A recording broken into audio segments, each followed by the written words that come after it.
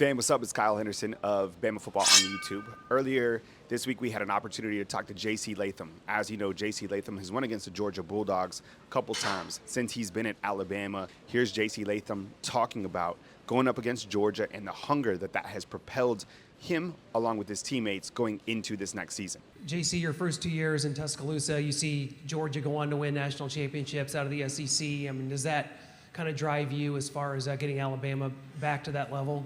Yeah, it definitely motivates me. I've watched that game time and time again.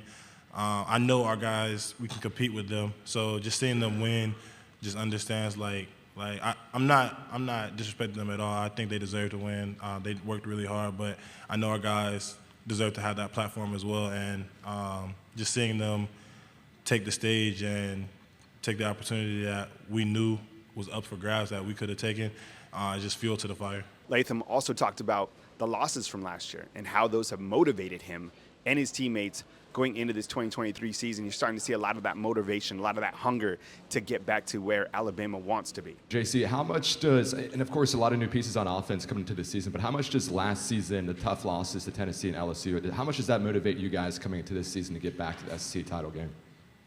That's a great question. It motivates us a lot. I'll be the first to say that we needed to play with more discipline, especially myself. I had way too many penalties, and every single day in practice, every single day in workouts or whatever it might be, we got guys who are trying to be more disciplined and holding each other accountable and trying to be responsible as far as that aspect goes, especially myself, because we lost games off of just not being disciplined. I can't say the team, we just couldn't handle them. I know it was just strictly off of discipline. So I was also able to ask J.C. Latham about Jalen Melrose and the confidence that he has in Melrose coming into this season. Everyone wants to talk about the quarterback position, but Jalen Melrose clearly had the most meaningful reps last year. I mean, you relied on him against Texas A&M and against Arkansas. What do you see from him, and how much confidence do you have from him each time that he's under center? I got confidence in the whole group, whoever's out there. I know each guy has taken the preparation to be great. Each guy has taken the preparation to go out and succeed.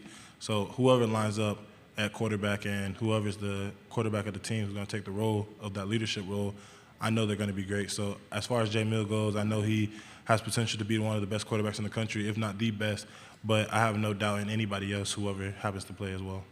Latham also talked about new addition at the offensive coordinator position, Tommy Reese. Here's what Latham had to say on the first-year edition. Really incredible compliments this week that Tommy Reese received from Brian Kelly, from Nick Saban, as well as J.C. Latham. More specific about working with that new offensive coordinator, Tommy Reese, and what it's been like kind of getting to know him and how he's gotten to know the offense better since he's gotten Tuscaloosa. I think just knowing him as a person, he's a great person. I can tell he has a love for the game and a passion for the game. I think as far as the offense that he's installed and brought to the team, it utilizes everybody's strengths. We do whatever we got to do for whatever our strength is to succeed on that play or the series or whatever it might be. So understanding that, I think we have a great group, and I think we have a great scheme that we're willing to just showcase and show the world. Now, JC also talked about the running back room, from the vets coming back and Jace and Roydell all the way to the young guns coming back.